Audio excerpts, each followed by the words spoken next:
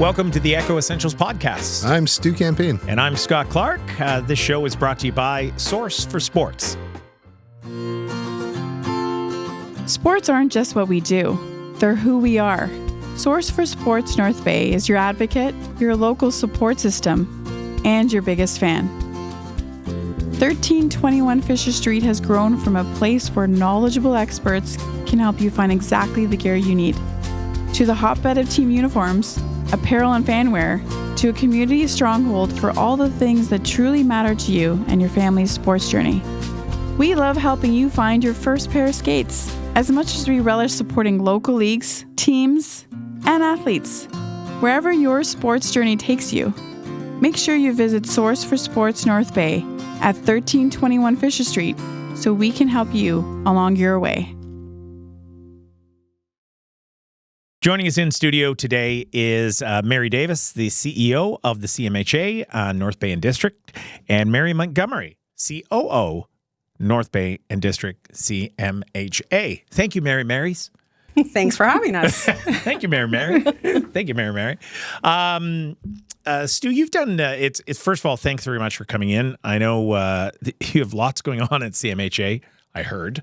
But it's great having you in here because there's actually a lot of movement happening with the Lakeshore Drive facility. And Stu, you've done a number of stories on the Lakeshore Drive facility. We want to thank Bay Today for letting you join us here today. That's great to have you. So let's talk a little bit about addictions and mental health. Let's get right to the sort of the core of CMHA and what you do. So tell us about that, about addictions and mental health. Well, Scott, that's a very loaded question. I don't know specifically what your... Can I actually, let me go back a bit. So many years ago, I used to be on radio. I tell my kids this, I used to be a big deal. I remember that. Yeah. I remember that. I was a big deal. You when were I was on a big radio. deal. And there was two groups of people. I used to get calls for requests on the radio. Kids listening now that have iPods and stuff, you used to have to listen to the radio to get your music, and people would call in for requests. One was the North Bay Jail. You have a call from the North Bay Jail. And then I would take the call. They would request a song. I'd play it. The other was the psych hospital. And then the rec people at the psych hospital said, "Hey, Scott, would you come up and DJ a dance for us one time?" I said, "Sure." And so I went up, and it was my first first time working with people with mental health issues and ever going to the psych hospital, which was this, it was did you ever monstrosity see it? on the hill? Yeah, it was a monstrosity, yeah, right? It was absolutely. this huge, Stu, did you ever see it? It was... Yeah, I saw it. Yeah. No, but inside, like the main, it had an atrium, this main atrium. It actually was quite beautiful and scary. It was definitely a horror movie place. But when I DJ'd the dance, the thing I found out that I was educated about was most of the people who were in there had some form of substance abuse issue that eventually became like a major mental health issue for them. And then they were in the psychiatric hospital. And I don't know what I knew or what I didn't know. I just didn't know that drug abuse often leads to, or I don't know if it leads to, or it was part of mental health issues. So I think that's where sort of the question comes from. And yeah, and I think it's the chicken and the egg. What comes first, right? The mental health, does it cause the addiction, or does the addiction cause the mental health? And when we talk addictions, I think the one question that we continuously need to ask is why? Why the addiction? And if you can address that, you can start to chip away at the addiction and or the mental health. But I don't know that everyone that has mental health has addiction, and I don't know that everyone that has addiction has mental health. I would assume the percentage is very high, but I don't think I can generalize in saying that. right. Okay. And I think it's important to note that often people self-medicate, right? So they have depression, they have anxiety, they have difficulty socially. So we all know alcohol is social lubricant, right? Mm-hmm. And it's about sometimes that goes to an extreme. Right. So it actually exacerbates the symptoms of the mental health issue. It's interesting you said that. Earlier this morning I was in this training for business training for the company, and the person who was doing the training said, "How many of you in this group reflect at the end of the day? Want to know who reflects?" And then we're supposed to answer into the thing, and I said, "Does smoking a joint at the end of the day is that reflection?" And he was like, "Well, Scott." No, that's self-medicating. That's not actual reflection. Opposite of reflection. Okay, yeah. That's the opposite. I went, okay. All right. That's why I'm here. I'm here to learn. Yeah. I'm here to learn. Stu? So I think we should just maybe bring it back a step. CMHA, what does it stand for? So CMHA stands for the Canadian Mental Health Association. We are one of, I believe, 32 branches in this province. And we also have a national body as well that works on advocacy and policy.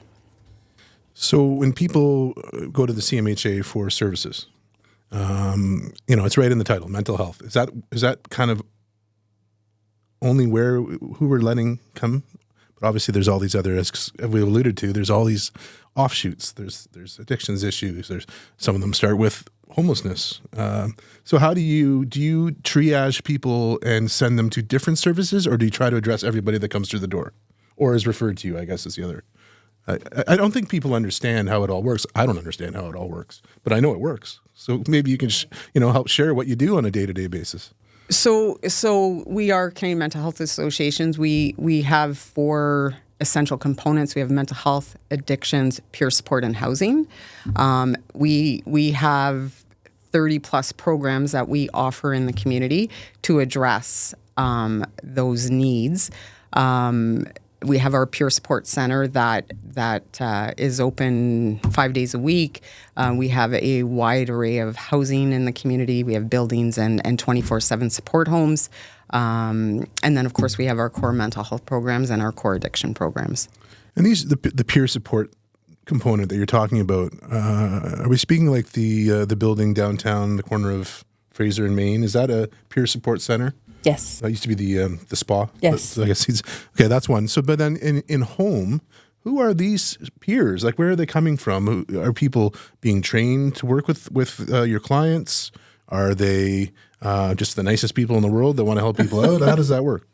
So for the peers, there is training that they do when they start. Some come with post-secondary education, and others they have lived experience and get training on the job. We also employ social workers, social service workers, psychotherapists, nurses, docs. We have a lot of docs that we work with. And so we're providing services not just through peer, but many disciplines. How long have you both been working in this field? So next month it'll be my 26th year in this field. Wow. So of course we integrated. Yeah. So we worked. I started working for North Bay Community Housing Initiatives, which turned into Nipissing Mental Health Housing and Support Services, which is now Canadian Mental Health Association. And what about you, Mary? My first job was at the North Bay Recovery Home, which used to be the halfway house, in 95. And from there, went back to school and worked in violence against women for many years. And now I'm back to addictions. The reason I ask is that, in that time, there's been, what was it like 20 years ago to what you do now? What was it like 10 years ago? Because someone who's way on the outside, it seems to be really prevalent now. I can see it. I can see these things now, where I don't know if I saw them before, but I'm sure they were there. So what has changed in 2010 to today? Yeah, I would say 20 years ago, mental health and addictions looked very different than it does today. We were a much smaller agency, but we would have people that would come out of the hospital. We would house them. We'd wrap supports around them, and life would carry on, and people lived very successfully in the community. I think today there's a 10%, I'll say around 10% of the population that we serve that doesn't happen. So they're on the street, they're visible, and they're suffering, and that is visible, and people don't like to see that. And that 10% is what people think the face of mental health and addictions is. But there's 90% of the people that are housed successfully in the community. So wait a second. We're only seeing 10% of I would say it's about 10%. That's incredible. Yes. That's because it seems like there's a lot. Yeah, and so it's all the stuff behind the scenes you don't see. Yeah, we serve 2,500 clients is what we're serving. So the majority of those clients are housed successfully, right? And living on a day-to-day basis, coming to our drop-in centers, going to work, doing volunteer work. So that's the majority of people with mental health addictions. And there's that 10% that are struggling and suffering. Right. That really gives the impression that that's what having mental health and addiction looks like. Those are the complex. That's where it gets really complex, time-consuming and complex, and there's no easy solution. Do you have the same thought, Mary, on how it's changed? Absolutely. I think before we could house people, now there is no housing. Even the most complex, difficult situations, we could find housing somewhere for them. We could find services, wraparound services. Mm-hmm. Now there's nowhere to put people. There's just no housing. There's more people or less services? I think there's less housing. I think there's less available housing here in North Bay for people that are struggling. And I will say, too, that post-pandemic, there definitely has been an increase in mental health and addictions. I do have some data on that, but it is definitely increased the number of people that we see. And this might be a little much, but I'll ask the question. A friend of mine who's in the drug unit or has been in the drug unit said to me, you can see the direct effect of the Sackler family and like the opioid crisis that took place across North America. That's a portion of what you're seeing. Is that a fair comment?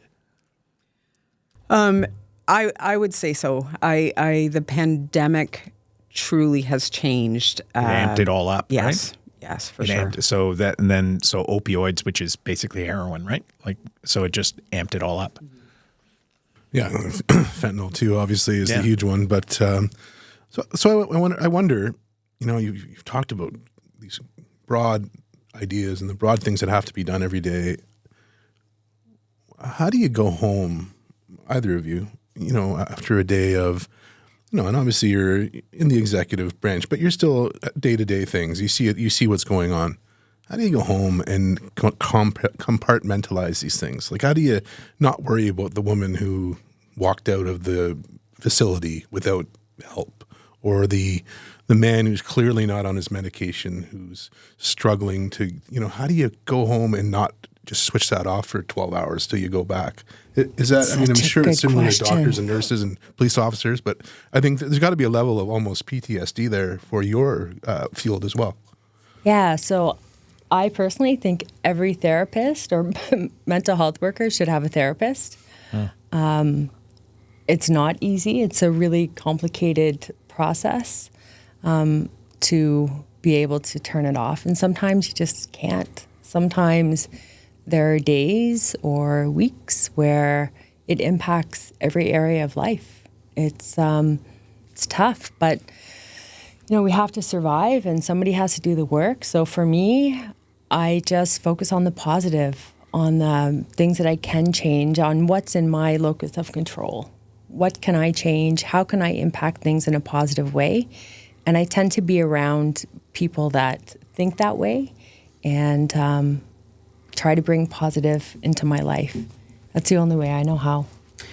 Yeah, and I would just to add to that, I don't know that you do shut it off, and I do try and focus on what can I do. my brain's always thinking. My partner at home, I think, wishes I would shut it off sometimes. But it's really focusing on what you can do and with who. Like who can you bring to the table to try and work through some of this stuff.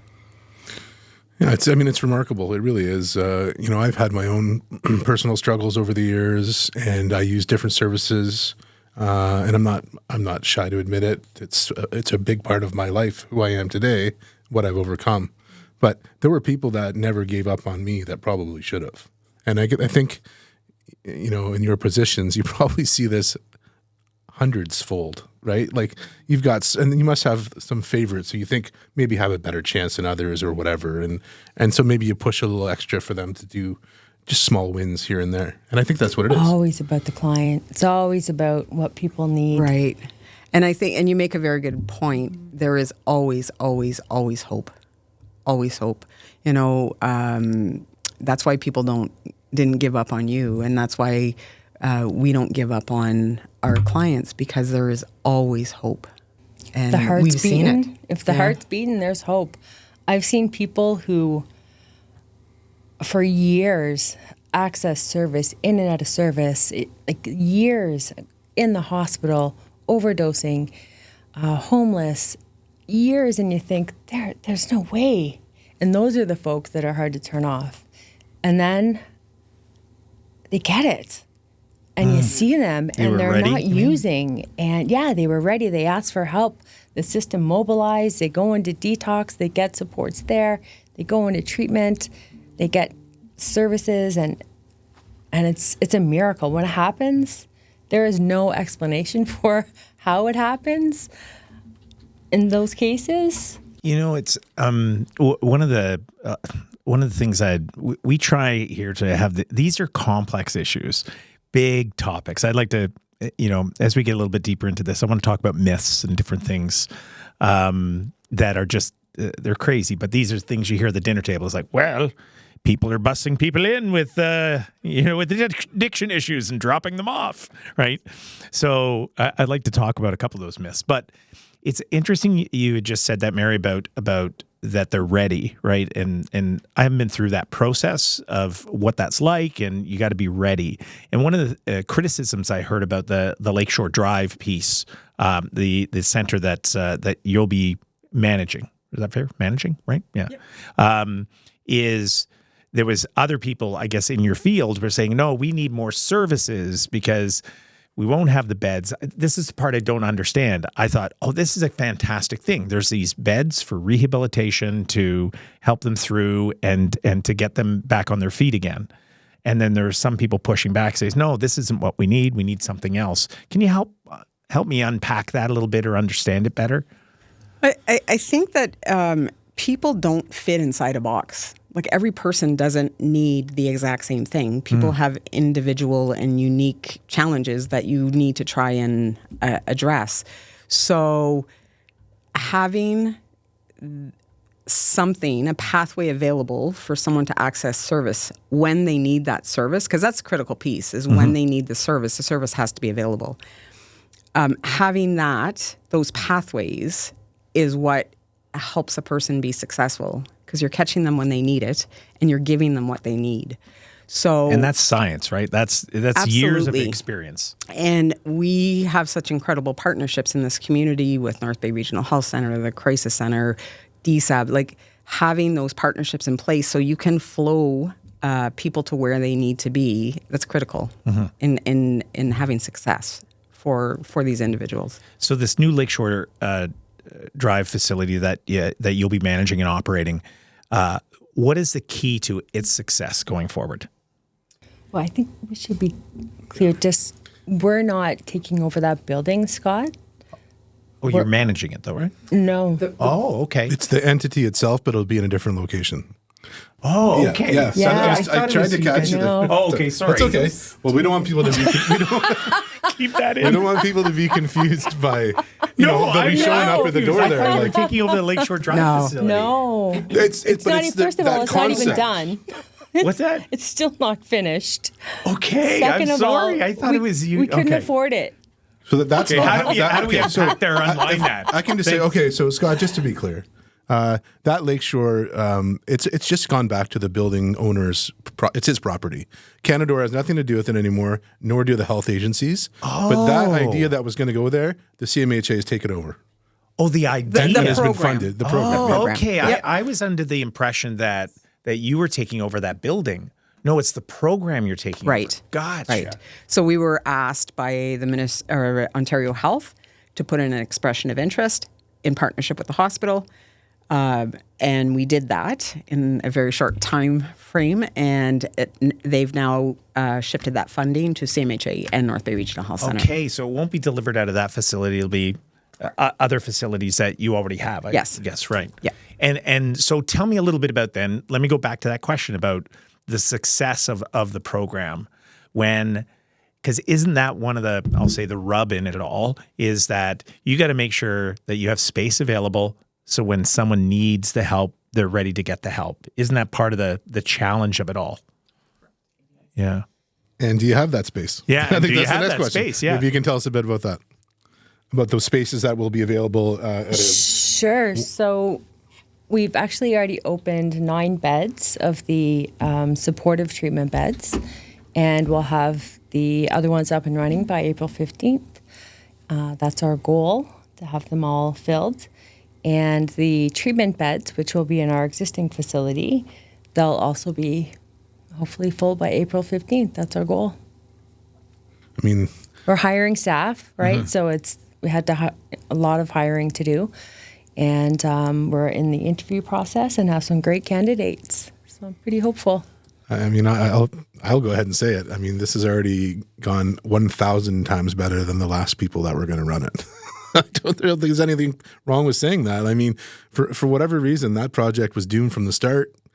I followed it and reported on it as I should, but I still have no idea what went wrong there completely. And I don't think it really matters anymore all that much, although I will write about it soon. But now people that have obviously, look at the steps you've taken already to get this program up and running. So one question I did have, and we talked about it a bit earlier, was why didn't they just come to you in the first place? I mean, you obviously know what you're doing. So why this whole sideshow that we went through? Yeah, and I really can't answer that. I wasn't part, obviously, at the ministry when this funding came down.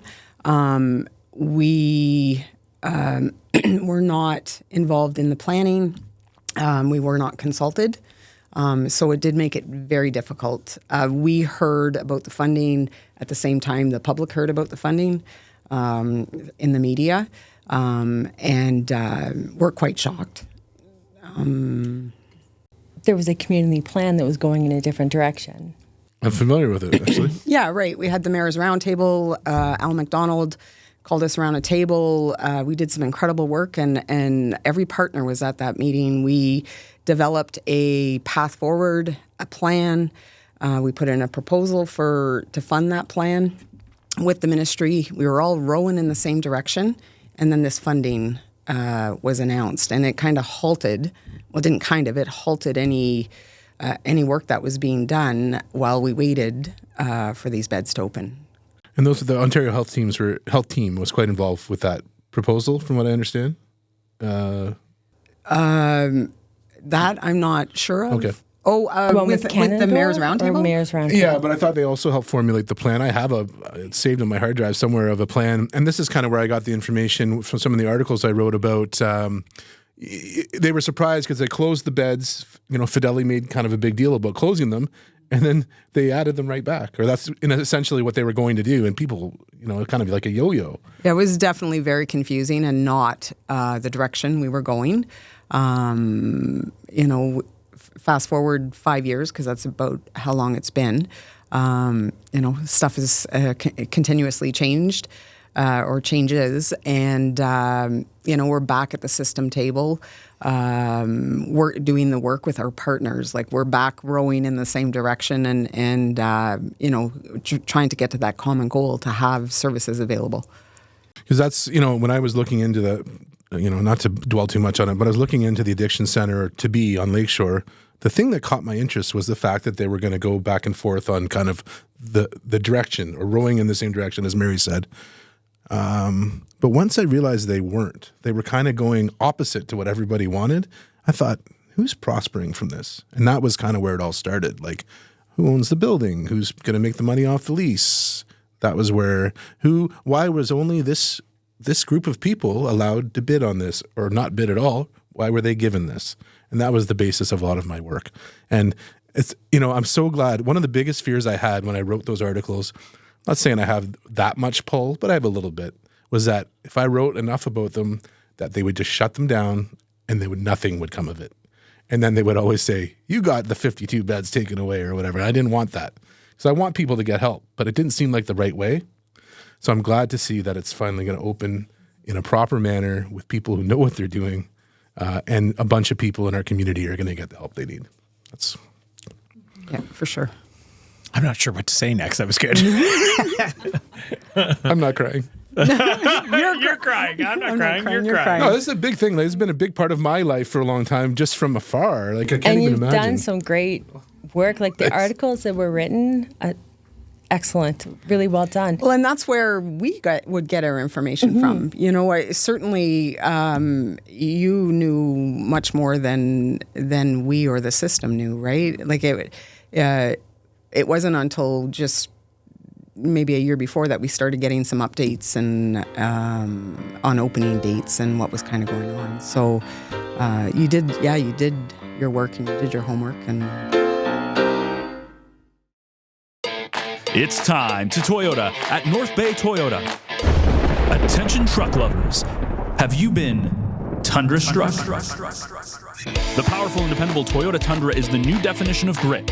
Ask us about amazing lease deals on a 2025 Tundra Double Cab SR 4-wheel drive and experience ingenious levels of capability, technology, and refinement. Or maybe you're an SUV lover? Take advantage of a limited shipment of 2025 RAV4s and discover the perfect blend of style, comfort, and efficiency in a compact SUV that ignites your desire to explore. Right now, get excellent lease deals on the Toyota RAV4 LE all-wheel drive and more. It's time to Toyota at North Bay Toyota, 640 McEwen, or online at northbaytoyota.com for details. Thing I would say though about that, Vic said he was going to come back in. I want to have a longer discussion with him just about government. And you, just because of where you work in and you're tied so closely with government, and it's like, how does money start? Okay, the government says, I'm going to put $5 million into this. But what happens when it hits the ground? And what does that look like, right? So I believe that the government has put, I'll say, wherever it is, they've put this much money into it. But what happens?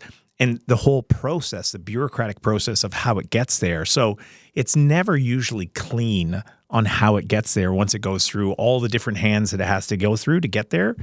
Maybe we think, maybe not you guys, but me, like the public would think, oh, this should be pretty clean. Like, you need to do this. We're going to open up a proposal for this. And it's like, but how the money moves to eventually get to the ground for the people that they need is probably a really messy process. And this is part of that messy process. Yeah, it would be a full show to talk about how all that stuff transpires. But, there is the Ministry of Health, there's the Centre of Excellence, there is Ontario Health, which is regional offices that provide funding. So it goes from the Ministry of Health to Ontario Health. The Centre of Excellence is the really smart people that look at standards and models of care. And then that gets rolled down into actual funding and programming. So that's very simplistic. And there's a lot in there to unpack, but essentially that's how it works. So really interesting. So you mentioned earlier that, when Al McDonald was the mayor, you sat down with him, roundtable. I had heard really good things about that roundtable and the things that you guys were working on. It's like, here's what we need in our community. And we're different than, I'll say, Chatham, Ontario, even though same size, Chatham, Ontario, probably very different needs, right? So how do you get what you need to deliver the product or the services you need to deliver in that complex? Well, I think talking as one as a community really is the important piece. Because if you're all working towards the same goal and using the same data to decide what the needs are, that's the important piece, because you're all going to your ministries and your funders to get that funding. But it certainly is a process, because, you know, you're writing proposals or requests for funding. And then that goes up the chain to a decision maker, and then comes back down through Ontario Health to a health service provider, which CMHA would be a health service provider. And so that doesn't take a week, though, when it goes up a chain. My goodness. It's like, we'll have that by next week. Yes, yeah. Now, mind you, this request that we got to put in an expression of interest, that was a very quick turnaround time. Lightning speed. We had 2 weeks to pull that work together. And then that went back to Ontario Health, went up to the ministry. It was a couple months process. It was very quick. And then it came back down, and it was then, okay, go. It's like we need better signed letter. Yeah. And truly, those services needed to be open. Like those clients need those services. They were sitting there for a long time. So there will be a difference to the client, or I'll say that 10% of the complex, right? We're going to see there will be a direct impact to the people of North Bay through this, right? Correct. They're going to have access to services that may have not otherwise been there. But the key is they need to want the service. Right. They need to want ready. that service, right? Right. They have to be ready. And that's done through peer support. Like getting someone ready is done through many different modalities, whether it's working with a case manager, a peer, psychotherapy, any program that we offer. You know, we're always trying to get someone ready to access service. Stu, more questions, just because I want to do, when you've done finished questions on this, I want to do things I hear at the dinner table. Okay, I've just got 2 more.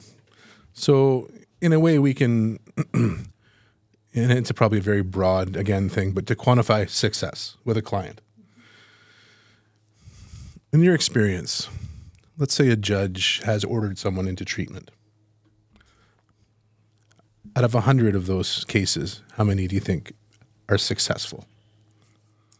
Just ballpark. I have no idea. I wouldn't even know how to begin to quantify that. And I'm not really sure how we define success. So if success is somebody's life is improving, somebody isn't using as often, somebody has stopped their criminality, if it's something to do with the courts and they're involved with that, all of those pieces are success and what brings recovery to people. So I wouldn't know. I think everybody that has access to service is a success in some way. It may just not be what larger society would define as success. So for me, from a harm reduction perspective, people really, it's about accepting them where they're at and supporting them where they're at. And sometimes it's not pretty, right? Sometimes people aren't easy to work with or be with. And other times, the next time you see them, they can be your best friend. So do I think court ordering treatment is beneficial? Is that the underlying question? Well, I was going to juxtapose with, people who walk through the door and are ready and present themselves. What's the success rate sort of those folks?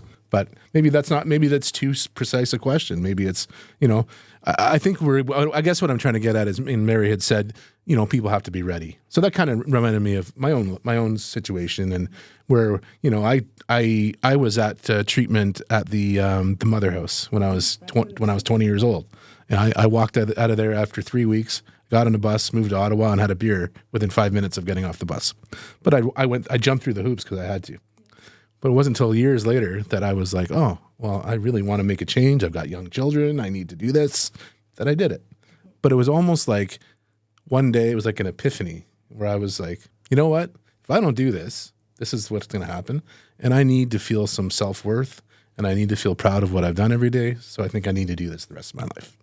I love that story. Thank you for sharing that.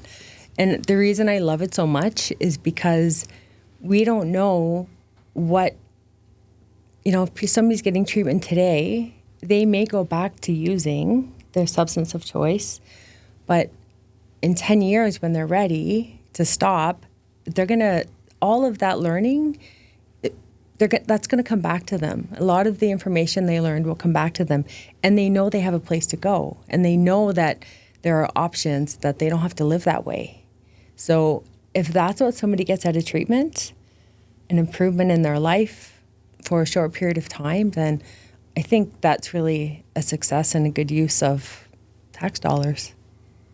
I'm happy to pay for that. Mm-hmm. Yeah, I think I've got fuzzy feelings. I think too, that's part of your journey, right? Yeah. Like you were saying you had a relapse, if that's what you'll call it. Sure, yeah. And then you went back into recovery. And I think that's a journey. And I think that's a journey a lot of people take. Some people, when it's more visible, it's just hard to watch. It's hard to watch for people. But does society look at it as that they failed? Absolutely. Is that one of the challenges? Absolutely. And I think society also looks at your issue is making issues for me. I don't like looking at it. I don't want you in the downtown. It makes them uncomfortable. And maybe feel unsafe. And fear. Too, right? Like some of it is real if they feel unsafe. But yeah, for sure, I forgot the question. I'll tell one little story because I run, and often I'll run early in the morning. And so my route sometimes takes me through downtown. I'll go downtown. And this was about a year or so ago. And I was running downtown, and then I guess there was someone homeless in a vestibule, whatever you call it, of a doorway, and I startled them, but I honestly thought they were chasing me. And I went, oh my God. I was like, oh my God, I'm being chased. And I start hoofing it because I'm already running.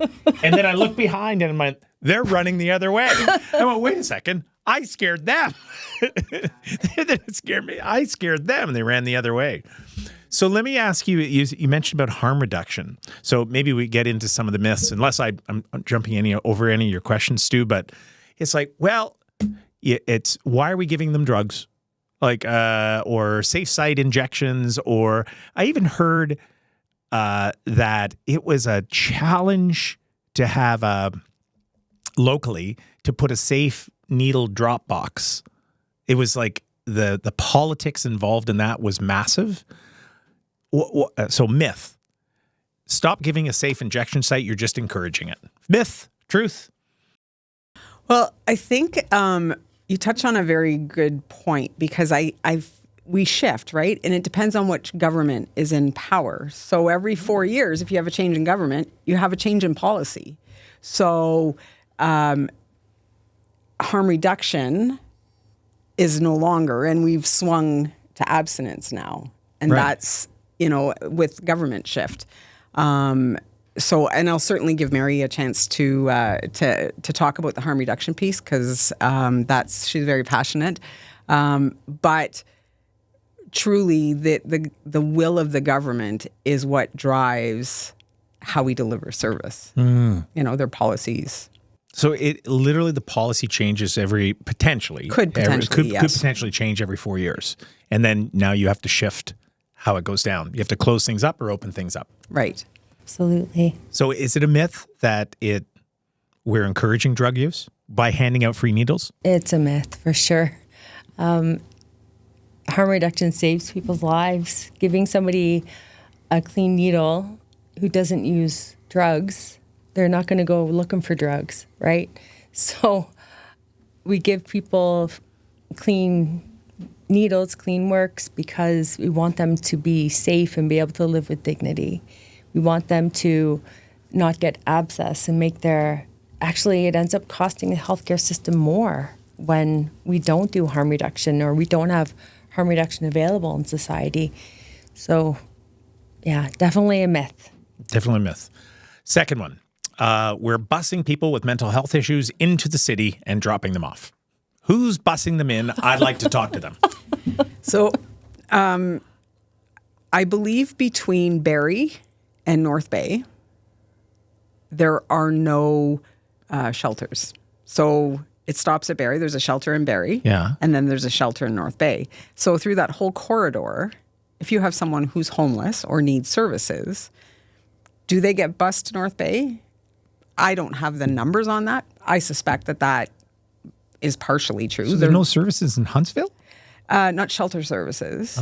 So there would be a mental health agency and addiction agency, but it'd be gorgeous to be on the lake, Lake Russell, beautiful. No, that's probably not how that would go down. There is none from Barrie to, unless some recently opened, but the last time I checked, there was no shelter services. So people are seeking services. Right. So that would be the next logical stop for people along Highway 11 would be to come here. And I don't have the numbers off the top of my head, but I believe last week the PIT count, the homelessness numbers were released. Yeah. And they were pretty substantial. You have 500, I think I read something like that, Stu? Yeah, I had 444, but for North Bay. And then there were some surrounding areas that I didn't use. Right. I think it was 523 or something like that altogether. Now, this is like, again, point in time, but that's a pretty good indication that we have around 500 people without shelter on a daily basis. Wow. And that's during the winter. And that's Imagine dramatic. the summer, That's a dramatic increase from the last one. Okay, next one. Do you have one? Sorry, I said that was the winter. I'm mistaken. It was actually done in October. So getting closer to winter when people start to use the shelters more. There's a real part of the unhoused population that prefer to live outside as long as they can. Especially in the summertime, they like, the fires and they live on the beach or whatever. But at some point, a lot of them do find their way to shelters. So that would be kind of, I bet you, just on the cusp of when it's about to snow. So a lot of those people were still outside. Gotcha. The reason we have this homeless problem is they closed the psych hospital up on the hill. Do you want to take that one, Mary? There's that. Interesting. Okay, there's a deep breath. No, I don't directly correlate homelessness to closing the psych hospital, but there is not a lot of infrastructure to house individuals in our community or in any community for that matter. Right. Partially because you can't hold people against their will. And partially because we have way more people in needing services than we have services. Okay. So, so the I guess the second part of that question was, or could be that, the current facility doesn't house the same number of people it did when it was up on the hill. We don't have enough beds, basically, at the mental health services at the hospital. Yeah, I certainly don't want to speak for the hospital. I don't believe that's true. When all that work happened, I believe we have as many mental health beds within the hospital as we did when the region NEMIC was open. So I have a friend of mine whose child has gone through, some horrific things, right? And has, been part of some horrific things that have happened in the community. And I asked her, I said, if you could, institutionalize your child, she said, in a heartbeat, but you can't. It's like they have to. Can you explain a little bit about that? Because that's where it gets super complex, right? Yeah. And I think. And when did that change? So a couple of things I think are really important is Canada spends 6%, I believe it's 6% of its budget on mental health and addictions. Of our GDP? Canada? Of the total budget in Canada, 6% is spent on mental health and addictions. That would be massive. Well, actually, compared to UK, Germany, France, they're spending between 9 and 15%. Oh. So mental health and addictions is severely underfunded in our country. So, and it is also mental health is not part of a health act. So you're not entitled to services. It's not part of the act. So it's not part of a service that you're going to receive. So if you're privileged, you can go see a psychotherapist or you can pay. But unless you're accessing services through a hospital or a community mental health and you're on a wait list or you're not getting immediate service. You mean like with my OHIP card, I can't get... You can get services, but you're not getting access to immediate services sometimes. We certainly have wait lists. If you want psychotherapy, that's a very difficult thing to access. Like we have a community counseling center who offers psychotherapy to the public, and Mary can speak more to how that works, but it's not a service that's readily available to someone to go and access. If you pay, you can access that pretty quickly. But if you're not paying... wow, okay, I didn't know that. Mm-hmm. Did you know that, Stu? I'll say I knew some of that. But I'm like you. It's eye-opening. Honestly, we need to have you back because we could do a series of shows on this. Absolutely. I mean, there's so much. I can see like both Mary's heads are about to explode with all the information in there, which is great. But it's, when you kind of, after a while, at least my work, you kind of just gloss over this stuff after a while. It's just so accepted how messed up the whole system is. And, we see all these people marginalized and suffering in our community. And even when you get to the point where you're like, I'd like to do something to help, nobody really knows what needs to be done. Can you get someone into treatment that day? Those are the kind of questions that we really need answers to from folks like this who have those answers or at least some guidance. And that's where I'm at with the whole thing. Like I remember a part of me, I used to bring, when I worked downtown, there was a guy that was out there every day and I used to bring him a Subway sandwich, every few days. We'd have a little talk, how are things today? And that was like, oh, I've done my good deed for the week. But like at the same time too, people are handing out money downtown. That's not helping. It's absolutely not helping. As a former addict, I know it's not helping. Anyone's got their hat out is probably going to buy drugs with it. I'll tell you that right now. Lana Mitchell told me that it was a number of years ago. She says, Scott, no, don't give cash, but food or different things like that they need in that moment.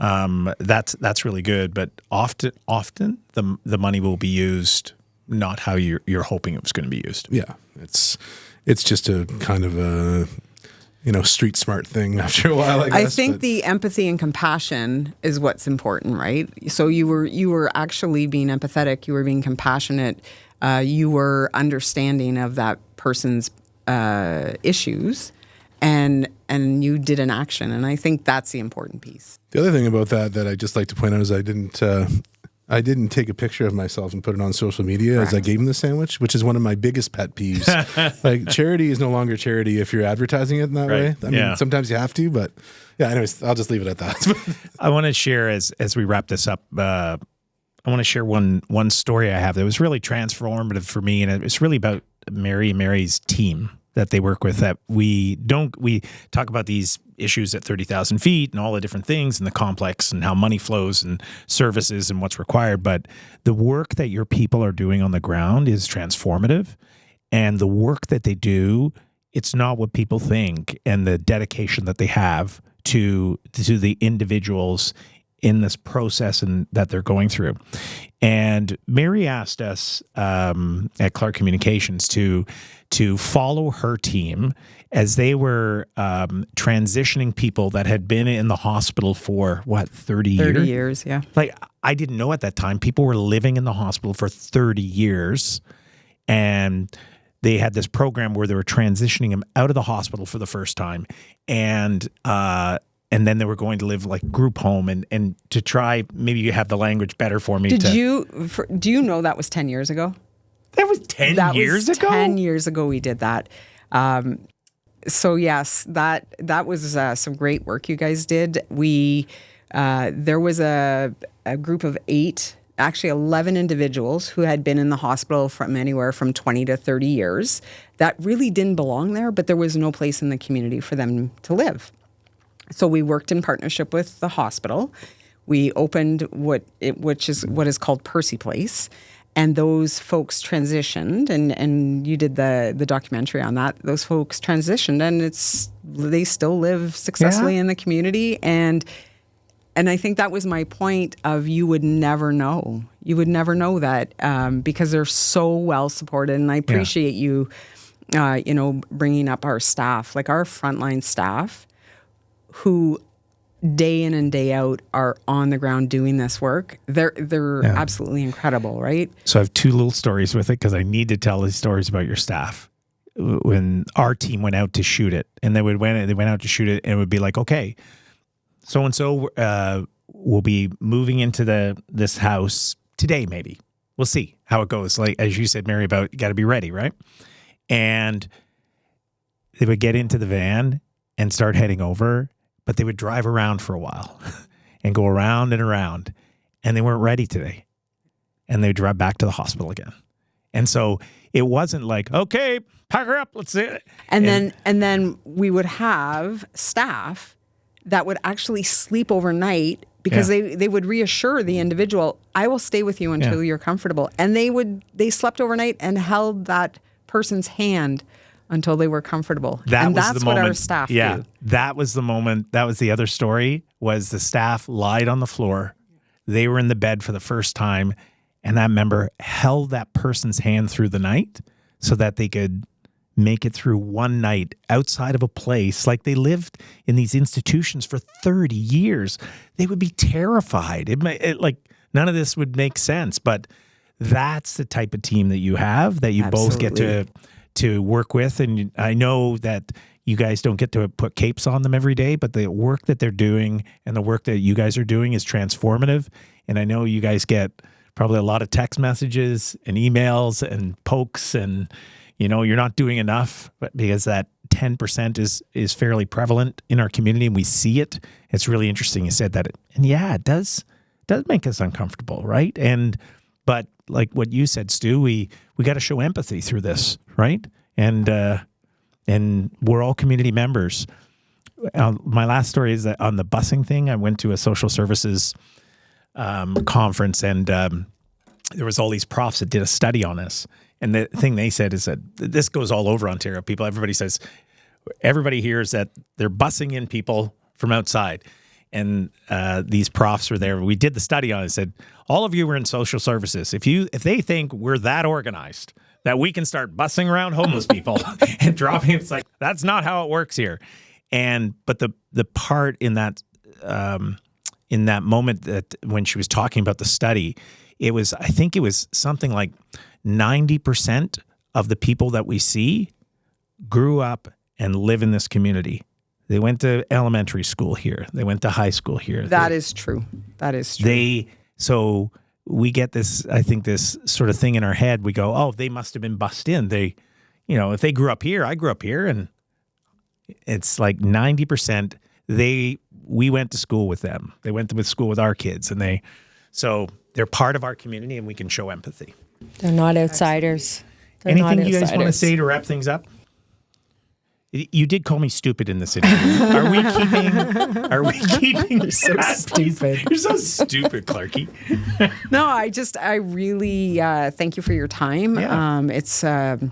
These are really important issues, and we need to keep talking about them, and we need to keep working, and we need to keep finding creative solutions for people so they don't have to fit in a box. Yeah, agreed.